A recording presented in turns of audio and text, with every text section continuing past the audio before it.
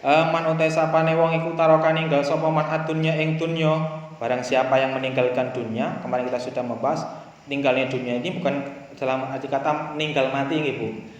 Maksudnya niki adalah tidak suka masalah dunia, hubud dunia, boten ke dunia. Carane pripun? Bian akola kelawan yen to ngidhiaken sapa man asyiba ing wareg wa akalalan mangan wa abgodolan bendu sapa man asana ing pengalem minan nasi sange manusa. Kita ulangi lagi ini pembahasan kemarin. Supaya kita tidak termasuk orang yang hubud dunia, pertama, jangan sampai terlalu kenyang perut. Nah, yang kedua,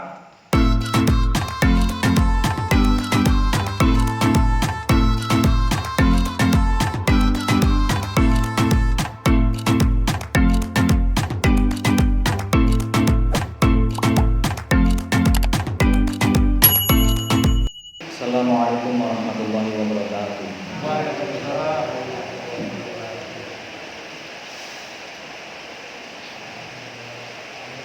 Bismillahirrahmanirrahim. Hamdan wa syukran lillah ma ba'd. Yang saya hormati Bapak Ibu jamaah pengajian malam Senin. Alhamdulillah tadi kita sudah melaksanakan tahlil bersama. Dalam tahlil itu ada lafaz-lafaz ataupun kalimat yang sangat luar biasa. Zaman dulu orang ingin melafazkan la ilaha illallah itu bertaruh dengan nyawa. Zaman riyen Bu. Ada yang ngomong la ilaha illallah, siap-siap lehere dipenggal zaman riyen. Sakniki mpun bebas tapi enggak tahu diwaca kan sangat ironis. Terus teng tahlil niku enten lafaz subhanallah wa bihamdihi subhanallahil azim. Kalimatani khafifatani 'ala lisan, tsaqilatani fil mizan, habibatani ila rahman. Dua kalimat yang di situ sangat mudah, sangat enteng untuk diucapkan, tapi timbangan di akhirat nanti akan sangat-sangat berat. Ini dua kalimat niku. Kalimatani habibatan ila rahman. Dua kalimat tersebut disukai oleh Allah. Subhanallah wa bihamdihi subhanallah bil azim. Niku dihayati pas maos niku dihayati. Soalnya niku sangat luar biasa kalimat niku. Niku kalih tahlil niku. Bismillahirrahmanirrahim. Bismillahirrahmanirrahim. Hadil kitab. Insyaallah. Al-Fatihah. A'udzu billahi minasyaitonir rajim. Bismillahirrahmanirrahim. Alhamdulillahirabbil alamin arrahmanir rahim maliki yaumiddin. Iyyaka na'budu wa iyyaka nasta'in. Ihdinas siratal mustaqim. Siratal ladzina an'amta 'alaihim ghairil maghdubi 'alaihim.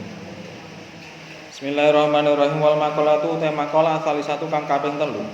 Iku an Umar radhiyallahu anhu saking Umar radhiyallahu anhu. Husnu tawaddudi utahe bagus-baguse demen, ayil mahabbati tegese demen ilal nasi maring manusa. Iku nisful akli, setengahe akal. Kama kaya dene barang rawang riwayatake sapa Ibnu Hibban wa Tabrani wal Baihaqi an Jabir bin Abdullah anan Nabi sallallahu alaihi wasallam. Kala ngendika sinten Kanjeng Nabi.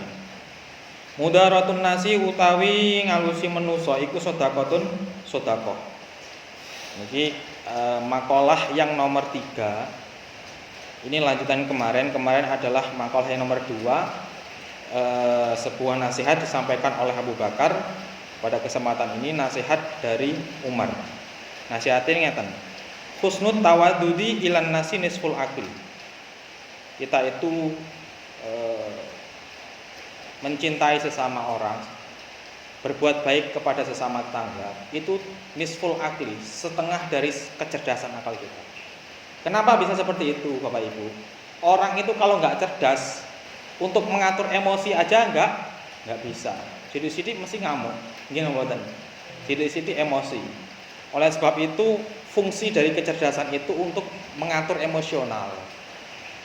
Supaya kita bisa mengontrol diri kita. Kalau kita mengontrol diri kita aja nggak bisa, apalagi mau mengontrol orang lain. Mudaratun nasi sedekahun. Ini ngendika Kanjeng Nabi. Nabi itu orangnya lemah lembut. Artinya tidak pernah mencaci orang, tidak pernah ngomongnya keras, bentak wong itu mboten nate. Niki terusaken. Bismillahirrahmanirrahim. Ai mulatafatun nasi tegese melasi manusa bil qauli kelawan qaul wal fi'li lan penggawe. Yusabu dan ganjar alaiha ing ngatasin nas sawaba sedekati kelawan ganjarane sedekah. Orang yang nah niki lek dipikir-pikir budaya Jawa niku kan orangnya lemah lembut. Enggak enek wong ngomong kalih tiyang sepah niku meninggikan. Ini kan mboten angsal. Niku adalah budaya Jawa. Ternyata di Islam juga harus seperti itu. Ini adalah perintah dari Kanjeng Nabi. Kanjeng Nabi merintahkan lek ketemu wong ngomongnya aja terlalu tinggi. Aja nggo bahasa kasar, dilembuti. Di sini bahasanya bil qauli wal fi'li. Baik secara lisan, secara perkataan maupun secara tindakan. Misalnya enek napa ada anak lebih muda yang lewat di depan orang lebih tua. Itu ada perintah, ada syariatnya untuk sedikit menundukkan badannya. Iku cara teng Jawi napa anu ya istilahnya. Mlaku bungkuk. Pokoknya yang keraton-keraton ngoten nggih. Nah, tindakaken monggo Mbah, monggo. Itu adalah sebenarnya memang syariat Islam juga seperti itu. Tapi saat niki anak-anak muda itu hampir kehilangan identitasnya, nggih mboten. Banyak sekarang anak-anak muda wong manggone nang Jogja tapi ora iso basa Jawa, ora ngerti unggah-ungguhan ngoten. Nah, niki adalah PR kita bersama. Bagaimana anak-anak kita nanti cucu, ponakan, tetangga itu tahu adab ngoten. Karena setinggi apapun ilmu seseorang tanpa adab bukan siapa-siapa. Larwe pinter-pinteran Pak Bu, iblis niku pinter. Iblis niku pinter, ngalim, tapi dia nggak punya adab, nggak punya akhlak. Oleh sebab itu dia tetap pada pendiriannya yaitu sombong. Orang kalau punya akhlak niku dia akan selalu rendah hati. Bismillahirrahmanirrahim. Bismillahirrahmanirrahim. Wa kana lan ana iku min mudaratihi saking olehe ngalusi Kanjeng Nabi sallallahu alaihi wasallam. Ana usah kamane Kanjeng Nabi iku laya dumu ora nyacat sapa Kanjeng Nabi atau ama ing panganan. Kanjeng Nabi niku mboten nate nyacat panganan. Mengke lek sampeyan teng griya anak bojone nyacat panganan, Kanjeng Nabi ora pernah nyacat panganan kok sampai nyacat panganan ku piye mboten. Biasane masak keasinan, bojone ngomel mboten. Mboten. Oh, alhamdulillah mboten. Lek sampai ngomel wah Kanjeng Nabi ora pernah ngomel masalah panganan kok bojone sampai ngomel iki luar biasa ini. Sampai ngomongi wonten, Kanjeng Nabi sing bagus-bagusé makhluk sing wis maksum mawon mboten nate nyacat panganan. Bojone masak kasinan pripun Pak wonten. Lek bojone dhewe masak kasinan arepe komplain tapi Kanjeng Nabi mboten nate komplain. Ya wis meneng ae Pak. Mantan meneng medal ngopi utawa teng niku napa teng angkringan. Mboten apa pokoknya jangan sampai melukai hati. Karena Kanjeng Nabi mengajarkan wonten terusane enten iki terusane. Walayan harulan ora nyentak sapa Kanjeng Nabi khodiman ing khodim ataupun pembantu. Kanjeng Nabi mboten nate nyentak pembantu. Menawi jenengan gadah pembantu jangan disentaki, jangan dikasari karena dia sama-sama makhluk Allah. Karena menurut pandangan Allah semua makhluk itu sama. Innallaha la yanzuru ila suwarikum wa amwalikum. Allah tidak melihat rupamu, Allah tidak melihat jabatanmu, tapi Allah melihat ila qulubikum wa amalikum. Hati, ketakwaan dan juga amal kita. Yang pertama, Kanjeng Nabi tidak pernah nyacat panganan, tidak pernah komplain, tidak pernah ndrenginging masalah pelanganan. Kemudian wayan haru khodiman, Kanjeng Nabi enggak pernah tak nyentak pembantu. Walaya 3 bulan orang gepok sinten Kanjeng Nabi imro'atan ing bojo wadon. Kanjeng Nabi juga enggak pernah memukul. Kalau Bapak pernah mukul mboten? Mboten nggih. Lek pernah mukul langsung tobat. Ayo tuh, pernah mukul bojo tobat. Soalnya niki bahaya. Kanjeng Nabi sang khairul khalqi aja sak bagus-bagusnya makhluk mboten nate ngakoni ngonten kok kita melakukan seperti itu. Ketika sudah pernah melakukan tobat istighfar. Karena salah satu sifat pemaafnya Allah adalah untuk orang-orang yang pernah melakukan salah. Al-insanu mahalul khata' wan nisyan. Manusia itu tempatnya lupa dan juga salah. Ketika kita salah, janganlah bersedih hati. Apa yang kita lakukan langsung aja bertobat kepada Allah. Lek mboten salah nggih Nabi niku mboten salah. Lek manusa salah nggih wajar. Tapi lek salah terus pripun? Salah terus pripun? Nggih berbenah diri. Pokoknya ikhtiar ngoten. Niati ngoten. Bismillahirrahmanirrahim. Wal mudaratu ta mudarat yaitu iya mudarat iku tarku dunya ninggal dunya li ajli dini krana arahe agama. Aksul mudahanati sawalike mudarat iku al mudahanah. Jadi kebalikan dari mudarat adalah mudahanah. Wa husnu soali utawi baguse petakon. Wa husnu soali utawi baguse pitakon ailil ulama'i tegese maring ulama iku nisful ilmi separone ilmu. Kalau kita mau bertanya itu sudah bagus karena apa?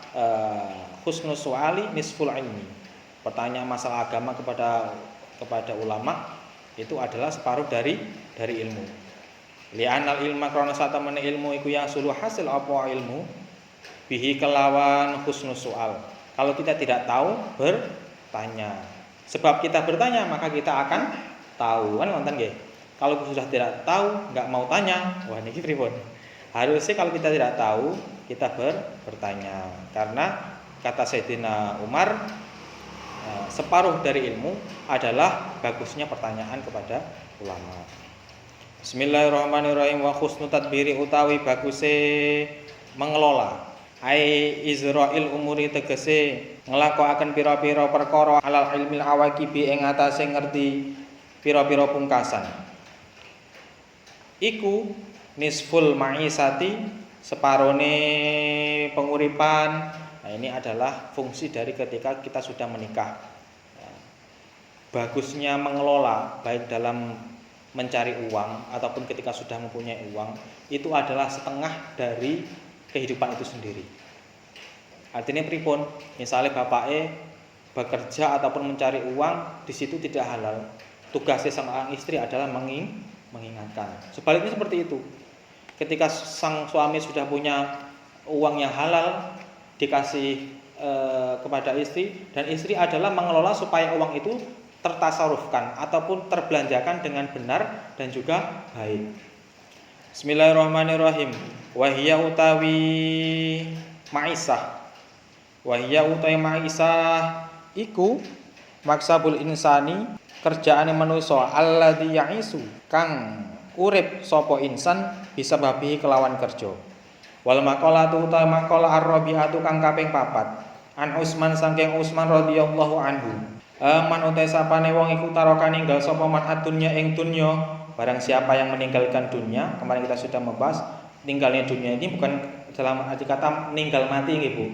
Nah, maksudnya niki adalah tidak suka masalah dunia, hubud dunia, mboten kedunya. Carane pripun? Bi'an aqala kelawan yen to ngidiaken sapa man asyiba ing wareg wa akalalan mangan wa abghadalan bendu sapa man asana ing pengalem minan nasi sange manusa. Kita ulangi lagi ini pembahasan kemarin.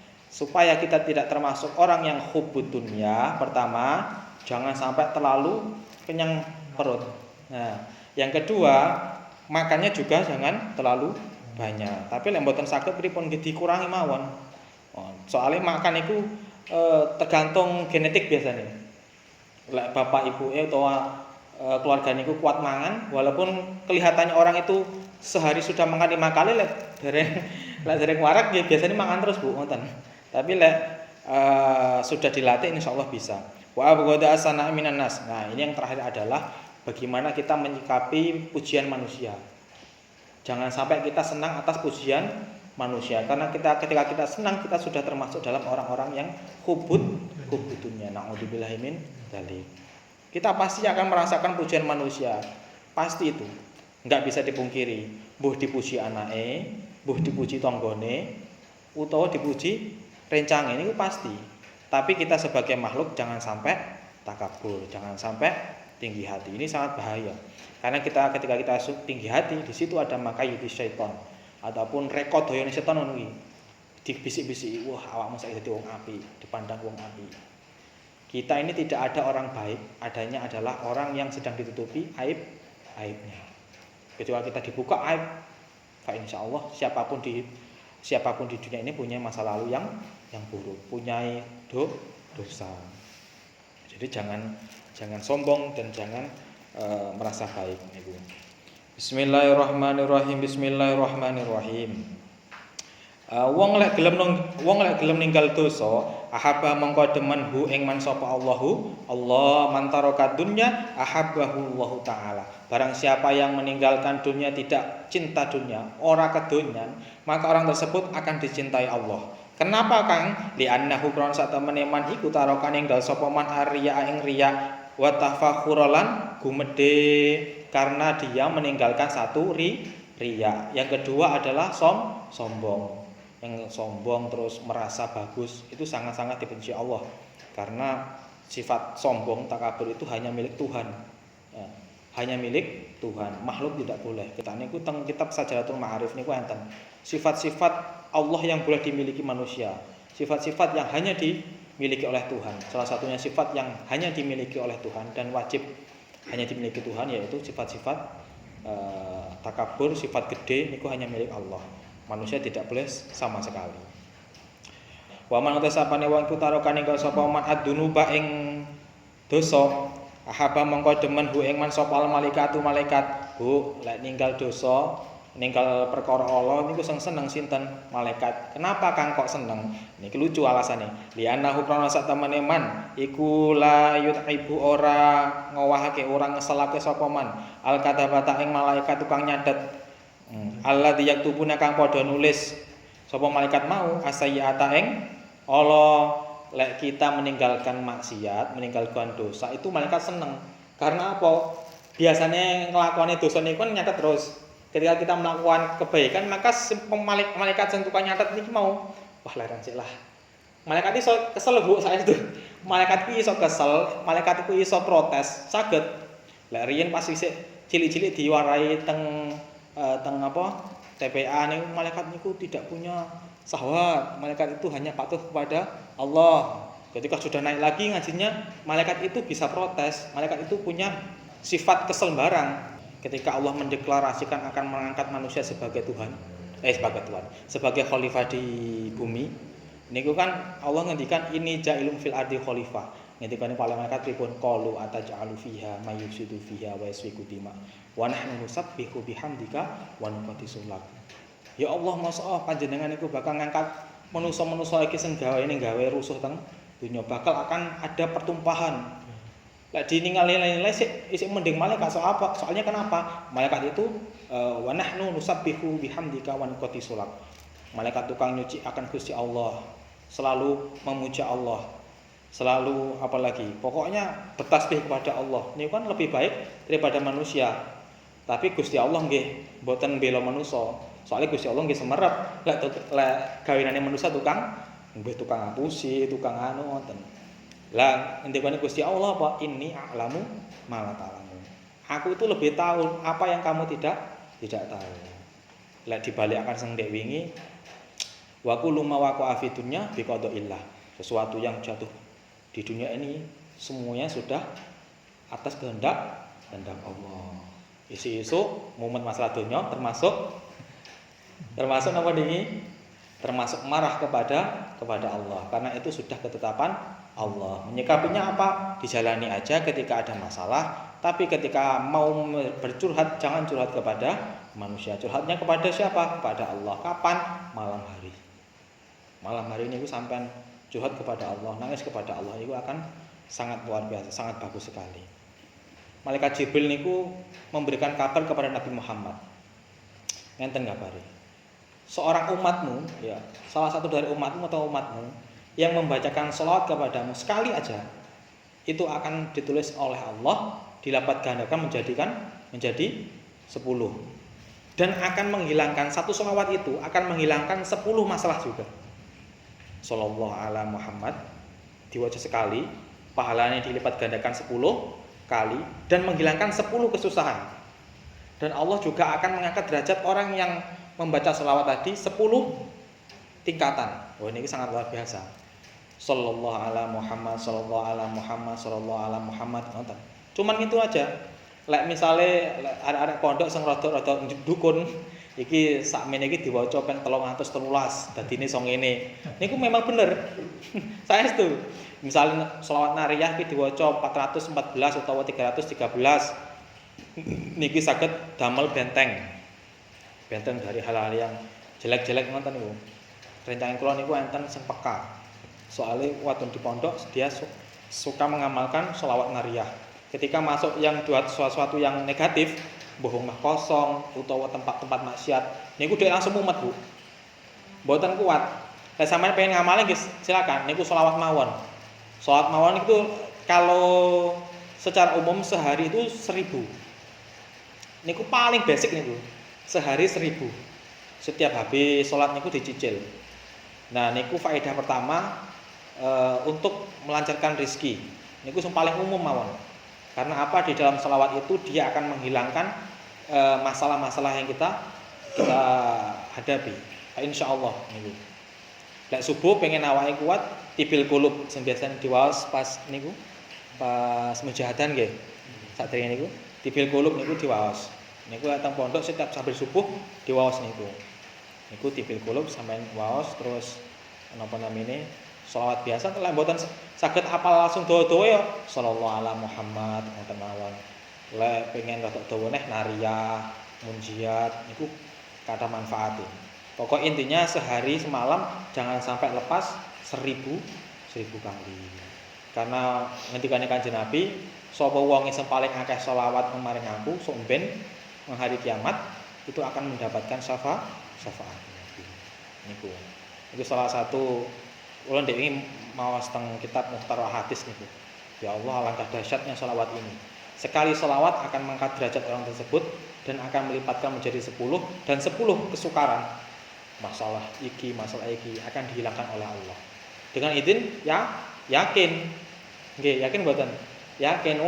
Kula ningali teng YouTube niku enten tiyang sanjang enten.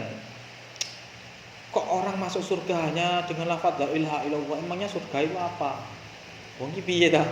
Padahal zaman dulu untuk melafazkan la ilaha illallah itu leher bisa diputus orang loh. Tak itu bukan hanya apa-apa. Qauliyah ataupun pengucapan kita ini adalah sesuatu yang mempengaruhi kita. Contohnya sampean pas riyen ijab qabul. Qabil tu nikah wa tazwija bil mahrimatku kan cuman qauliyah, cuman ucapan. Tapi ini bisa menjadikan kunci di mana megang istri menjadi halal. Ningal napa istri masakne sang suami bisa menjadi sebuah kebaikan. Suami ngeloni istri bisa jadi sedekah. Cuman gara-gara qabil tu nikah wa tazwija bil mahrimatku. Sama dengan tadi la ilaha illallah. Hanya dengan lafaz la ilaha illallah man qala la ilaha illallah dakhalal jannah. Harus yakin itu. Harus yakin. Perkara engko mlebu surga nek kapan? Soalnya syafaat ndek kula terangan enten kalih. Pertama harus dihisab dulu baru diangkat dari neraka ataupun langsung kan wonten. Terang dalam ilmu wonten. Syafaat itu bisa diberikan Allah pertama ketika sudah melakukan hisab ataupun sudah dimasukkan neraka dulu berapa tahun ya, baru diangkat itu untuk mensucikan dosa kita ataupun langsung dimasukkan ke dalam surga. Nah, kemarin kita sudah belajar Imam Asyibli yang ini loh Bu. Niku bengi salat tahajud, awan poso, haji, pinter. Terus Gusti Allah apa? Kenapa aku bisa menerima kamu ataupun mengampunimu ataupun memberikan rahmat kepadamu? Dia ingin alasan Gusti Allah apa? Bi rahmatika lidil kalghirati rahimtuka. Gara-gara Imam Asyibli nolong kucing niku wau, bengi-bengi nek kucing ning ngarep masjid digawa udan-udan ini iki. Tapi lek napa jenengan badhe diamalaken mboten saged. Loh, omongin kaya Yasin Imam Asyibli entuk rahmat Gusti Allah gara-gara nolong kucing. Aku tak nolong kucing ning ndi tak golek kucing sampean ternak kucing ya mboten saged. Lah ini kan prerogatif Gusti Allah. Ngoten. Yang kita bisa tiru adalah satu keistiqomahan. Kita harus percaya apa yang kita lakukan itu semuanya atas kehendak Allah.